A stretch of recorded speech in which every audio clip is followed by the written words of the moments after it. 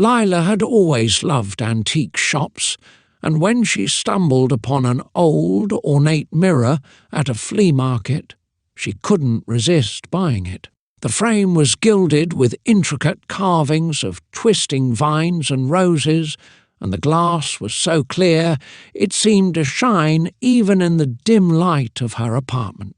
She hung the mirror in her bedroom, admiring how it made the space feel larger, but it wasn't long before she noticed something strange. At first it was small things, a shadow flitting across the glass when no one else was in the room, or the feeling that her reflection lingered a second too long after she turned away.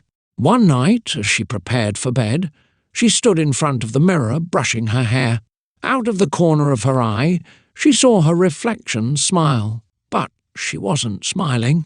Her brush clattered to the floor as she stumbled back, heart pounding. The reflection returned to normal, and she tried to convince herself it was just her imagination. The next day, things grew worse. Whenever she passed the mirror, she saw things that shouldn't have been there. A dark figure standing behind her. The walls of her room warped and decayed. Each time, the images vanished when she looked directly at them. She covered the mirror with a sheet, but at night she heard whispers coming from beneath it. The voice was soft, almost soothing, but she couldn't make out the words. "It's just an old mirror," she told herself. "I'm letting my imagination run wild." That evening she decided to confront her fears. She sat in front of the mirror, staring into its depths. "What do you want?"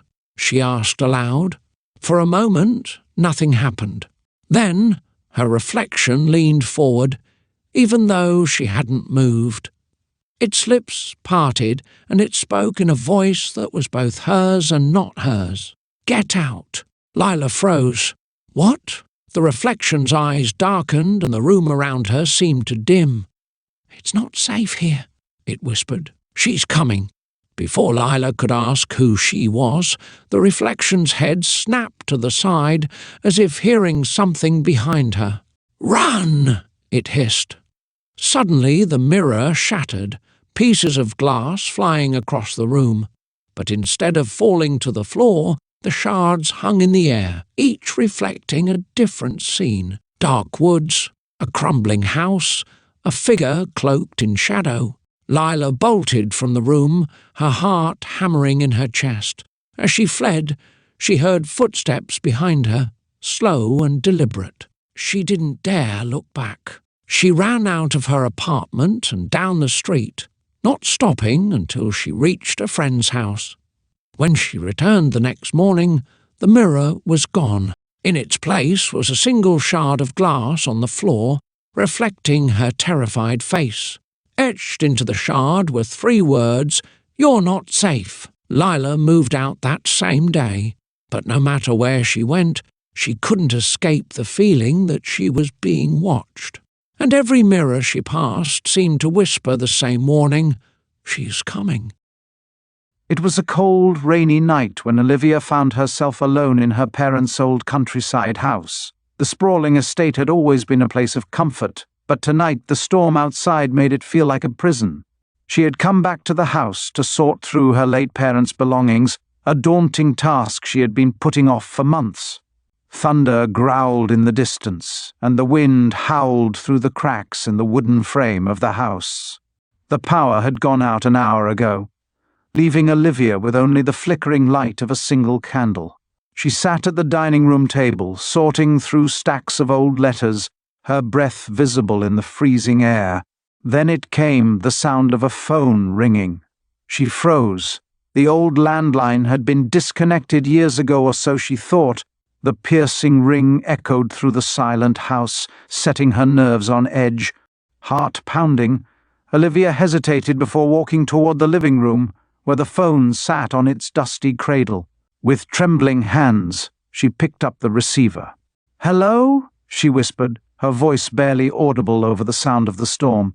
There was silence on the other end, then a faint crackle, and finally a voice. "Why did you leave me?" Olivia's blood ran cold. It was a child's voice, soft and sorrowful. She pulled the phone away from her ear, staring at it in disbelief. Before she could respond, a line went dead. She placed the receiver back in its cradle, her hands shaking. It had to be a prank, she told herself. But who would go to the trouble of reconnecting an old landline? She decided to ignore it and return to her task. Minutes later, the phone rang again. This time it sounded more insistent, almost angry. Against her better judgment, she answered it once more. "Hello?" she said, her voice firmer now. The same child's voice replied, this time tinged with desperation. "You promised you'd come back for me." "Who is this?" Olivia demanded, her voice rising. The line went dead again. She slammed the receiver down, her fear quickly turning to frustration. Someone was messing with her, and she wasn't going to stand for it. She stormed outside into the rain, determined to check the phone line connection. But as she circled the house, she found no wires leading to the building. The landline wasn't connected to anything. Suddenly, a flash of lightning illuminated the yard, and she saw something that made her heart stop. A child's figure stood at the edge of the property, just beyond the old rusted gate. Olivia blinked, and the figure was gone. She ran back inside, locking the doors and windows. The phone rang again almost immediately. She didn't answer. Instead, she unplugged it from the wall. But the ringing didn't stop. It grew louder, more relentless. Desperate, she picked up the receiver. Before she could speak, the voice on the other end screamed, "You left me here to die!" Suddenly, memories she had buried for years flooded back. She had grown up in this house with her younger brother, Henry. He had disappeared when they were children, presumed drowned in the nearby river. Olivia had always blamed herself. She had been supposed to watch him that day, but had gotten distracted. His body was never found. "Henry?" she whispered into the phone. The line crackled and the voice softened. "I waited for you. Why didn't you come back?" Tears streamed down Olivia's face. "I'm so sorry," she sobbed. "I didn't know how to find you." The phone went silent. Then a cold breeze swept through the house, extinguishing the candle. In the darkness, Olivia felt a small, icy hand slip into hers. "Now you'll never leave me again," the voice whispered from the shadows. The next morning, the house was found empty.